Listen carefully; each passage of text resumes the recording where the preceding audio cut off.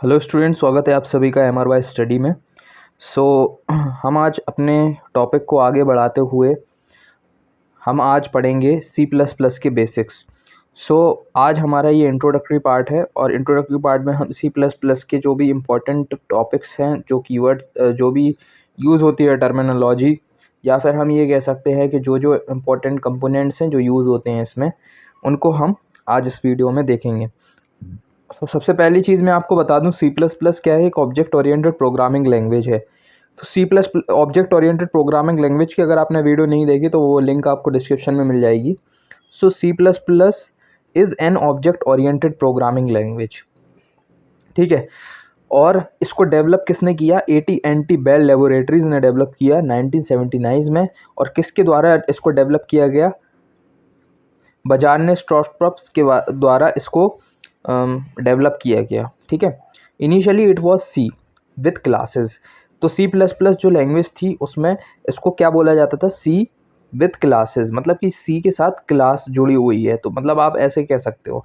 फिर इसके बाद इसको नया नाम दिया गया C++, ठीक है। कब दिया गया? 1983 में इसको C++ लैंग्वेज से इसको डिनोट किया गया, ठीक है। उसके बाद से अभी तक ये C++ लैंग्वेज के नाम से ही हम लोगों को मिलती है और इस पर ही हम वर्क करते हैं, ठीक है। तो ये तो थी एक बेसिक सा आपको इंट्रोडक्शन बता दिया, ठीक है। अब आगे बढ़ते हैं। आगे बढ़ने के बाद हम ये देखते हैं कि C++ में कैरेक्टर सेट्स कैसे यूज़ होते हैं, ठीक है। हम कोई सी भी लैंग्वेज यूज़ करते हैं, पाइथन यूज़ करते हैं, सी लैंग्वेज यूज़ करते हैं, तो हम सबसे पहले उसमें ये देखते हैं कैरेक्टर सेट्स कौन से यूज़ होते हैं। क्या उसमें क्या उसमें अल्फ़ाबेट सपोर्ट करते हैं, क्या उसमें वर्ड सपोर्ट करते हैं।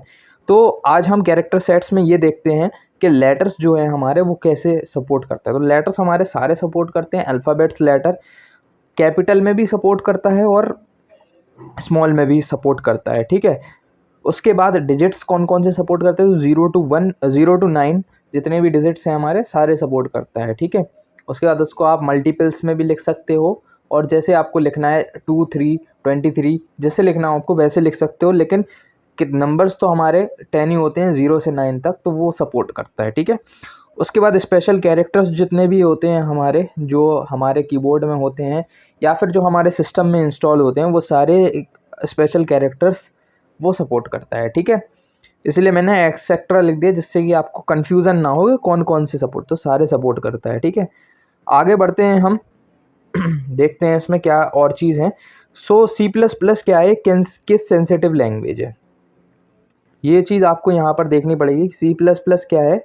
एक केस सेंसिटिव लैंग्वेज है, ठीक है। It is very important point, so आप इसको देख लीजिएगा। C++ केस सेंसिटिव लैंग्वेज कैसी है? केस सेंसिटिव का मतलब होता है, मैं आपको यहाँ पर बता देता हूँ। केस सेंसिटिव का मतलब होता है कि अगर हमने वहाँ पर लिख दिया, जैसे मेरा नाम है, मैं अपना नाम लिख देता हूँ RIZWAN, मैंने रिजवान लिख दिया। अब मैं अपना नाम स्मॉल लेटर में लिखता हूँ, ठीक है। मैंने अपना नाम स्मॉल लेटर में लिख दिया।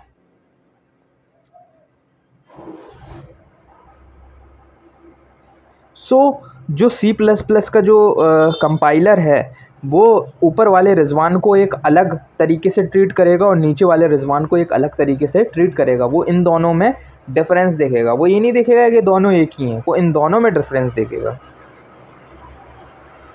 अगर मैं स्टार्टिंग में R भी बड़ा कर दूं और बाकी सारे स्मॉल लेटर कर दूं, तब भी ये चीज़ नहीं हो सकती। और मतलब अगर मैं लिख दूं तो ये चीज़ नहीं हो सकती, ये चीज़ नहीं लेगा, क्योंकि इसका आगे वाला लेटर क्या है?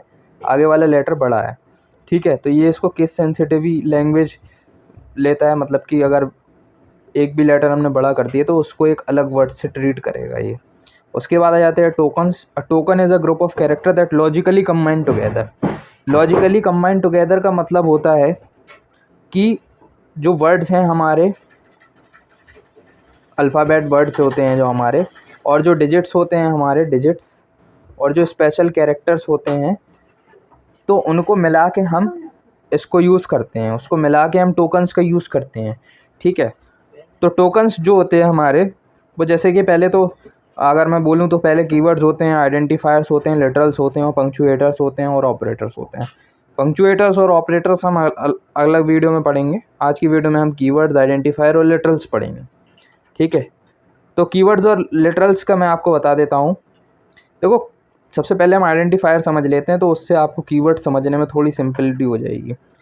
तो आइडेंटिफायर क्या होते हैं? एक सिंबॉलिक नेम होता है आइडेंटिफायर, एक सीक्वेंस में लिखा जाता है। जैसे हम पाइथन में लिखते थे किसी भी वेरिएबल को, जैसे मैंने एक वेरिएबल ए डिफ़ाइन कर दिया, बी डिफ़ाइन कर दिया, तो उसी तरीके से हम इसमें भी करते हैं। लेकिन इसमें एक चीज़ होती है कि इसमें हम किसी डिजिट को यूज़ नहीं कर सकते, ठीक है। डिजिट को यूज़ नहीं कर सकते और हम इसमें किसी भी स्पेस को यूज़ नहीं कर सकते, या किसी भी प्लस माइनस के साइन को यूज़ नहीं कर सकते, ठीक है। किसी भी मल्टीप्लाई के या डिवाइड के साइन को, जो भी हमारे यूज़ होते हैं ऑपरेटर में, उन साइंस को यूज़ नहीं कर सकते। अगर मुझे इसको एक डिफ़ाइन करना हो तो मैं एक एग्जांपल बता सकता हूँ। जैसे फर्स्ट नंबर लिखना है मुझे, तो मैं यहाँ पे लिख दूँगा स्टार्टिंग मेरी हमेशा लेटर से होगी, कभी भी मैं डिजिट से स्टार्ट नहीं कर सकता, ठीक है। तो स्टार्टिंग मैंने करी तो मैं लिख लूँगा फर्स्ट लिख दिया मैंने, FIRST फर्स्ट। उसके बाद मैं स्पेस नहीं दे सकता, मैं क्या करूँगा, अंडरस्कोर का यूज़ करूँगा और फिर लिखूँगा नंबर, ठीक है। इस तरीके से आप किसी भी वेरिएबल को या किसी भी आइडेंटिफायर को डिज़ाइन कर सकते हैं C++ में, ठीक है। उसके बाद आ जाता है हमारा रूल्स क्या हैं आइडेंटिफायर को डिफ़ाइन करने के। तो रूल्स में आपको बताऊं, रूल्स में सबसे पहली चीज़ जो आइडेंटिफायर होगा वो लेटर से स्टार्ट होगा, ठीक है। ABCD, ए से लेके Z तक जितने भी लेटर्स हैं, चाहे स्मॉल में हो, चाहे वर्ड में, चाहे कैपिटल में हो, उनसे ही स्टार्ट होंगे, ठीक है। किसी भी केस में हम डिजिट से बिगिन नहीं कर सकते, हम बाद में डिजिट लिख सकते हैं उसके। अगर हमने फर्स्ट लिखा तो फर्स्ट के आगे 0 लगा देंगे और फिर अंडरस्कोर करके दूसरा लिख देंगे वर्ड, लेकिन हम स्टार्टिंग में डिजिट नहीं लिख सकते। थर्ड रूल है इसका कि आइडेंटिफायर जो है वो कीवर्ड से मैच नहीं करना चाहिए, ठीक है। कीवर्ड्स क्या होते हैं? कीवर्ड्स आप ये समझ लीजिए कि जैसे हम पाइथन में जो भी चीज़ें जो पहले से लाइब्रेरी में इंस्टॉल्ड होती हैं हमारी कंपाइलर के, वो हम उसमें नहीं लिख सकते। तो उसी तरीके से जो हमारे कीवर्ड्स होते हैं उनको हम नहीं ले सकते, ठीक है। सो कीवर्ड्स क्या हैं? Keywords are the reserved C++ predefined meaning compiler and compiler called keywords. जो कंपाइलर जिसकी मीनिंग समझता हो, जो प्री डिफाइंड हो, उसको हम कीवर्ड्स बोलते हैं, ठीक है। अब जितने भी कीवर्ड्स हैं हमारे, वो कीवर्ड्स मैंने आपको लिंक दे दी है वीडियो के डिस्क्रिप्शन में, वहाँ से आप ले सकते हैं। उसमें आपको मिल जाएंगे कि कौन कौन से कीवर्ड्स हमारे C++ में यूज़ होते हैं, ठीक है। सो लिटरल्स क्या होते हैं? लिटरल्स जो होते हैं हमारे कॉन्स्टेंट्स। जैसे वेरिएबल्स यूज़ करते हैं हम, उसी तरीके से कॉन्स्टेंट्स यूज़ करते हैं। कॉन्स्टेंट्स मतलब कि जो पहले से जो चीज़ डिफाइंड हो, जैसे ये पाई की वैल्यू है वो 3.1415 है स्टार्टिंग में, तो हम कांस्टेंट रखते हैं उसको हम चेंज नहीं कर सकते। अगर आप उसको चेंज करने की कोशिश करेंगे C++ में, तो वो क्या होगी, आपको एक एरर मैसेज दे देगी, और वो फंक्शन क्या होगा, वो फंक्शन कैरी फॉरवर्ड नहीं होगा, वो कंपाइल ही नहीं होगा, ठीक है। क्योंकि कंपाइलर को पता है कि इट इज़ अ कांस्टेंट। अब कांस्टेंट को लिखने का तरीका क्या होता है? कांस्टेंट को लिखने का जो उसमें तरीका होता है वो होता है CONST, हम स्टार्टिंग में लिखते हैं, फिर उसके बाद हमें डेटा टाइप लिखना पड़ता है, ठीक है। सबसे पहले हमने CONST लिख दिया, उसके बाद हम उसमें डेटा टाइप यूज़ करेंगे, जैसे यहाँ किया। फिर हमने उसमें डेटा टाइप यूज़ किया, फ्लोट वैल्यू, फ्लोट होगी मतलब कि पॉइंट में वैल्यू होगी। उसके बाद मैंने वहाँ पे क्या किया, जो कांस्टेंट है उसकी वैल्यू रखी है, किस में रखी है, पाई में रखी है, ठीक है। वो वहाँ पे मैंने रख दी, ठीक है। तो यहाँ पे 3.145 जो होगी उसकी वैल्यू हो जाएगी। इसके अलावा अगर मैं कोई भी पाई की वैल्यू रखता हूँ तो उसको जो मेरा कंपाइलर है वो उसको वर्क नहीं करेगा, वहाँ पर एक एरर मैसेज दे देगा। अब कांस्टेंट हम खुद भी बना सकते हैं। कैसे बना सकते हैं? कांस्टेंट बनाने के लिए हमें किसी भी नंबर को या किसी भी नेम को कांस्टेंट बनाना है पर्टिकुलर प्रोग्राम के लिए, तो हम उसको कैसे बना सकते हैं? हमें उसमें वैल्यू पुट करनी पड़ेगी और उसको कॉन्स्ट नाम की एक जो हमारा कीवर्ड है उससे हमें उसको डिनोट करना पड़ेगा। जैसे कि कॉन्स्ट की मदद से मैंने ऊपर भी रखी थी वैल्यू, वैसे ही नीचे रख दी। अब उसे कौन से डेटा टाइप से उसको रखना है, तो इंट के टाइप से रख दिया। उसके बाद रेट को मुझे कांस्टेंट करना है, तो रेट हमेशा 50 रहेगा। अगर मैं कोई प्रोग्राम लिख रहा हूँ तो उसमें मैं इस तरीके से उसको डिफ़ाइन करूँगा।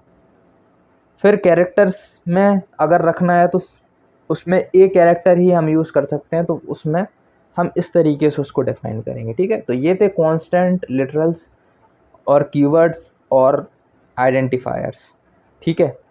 बाकी की चीज़ें ऑपरेटर्स और पंक्चुएटर्स हम अगली वीडियो में पढ़ेंगे, और अगली वीडियो में हम एक सिंपल प्रोग्राम करके भी देखेंगे C++ का, ठीक है। सो मिलते हैं अपनी अगली वीडियो में, तब तक के लिए थैंक यू।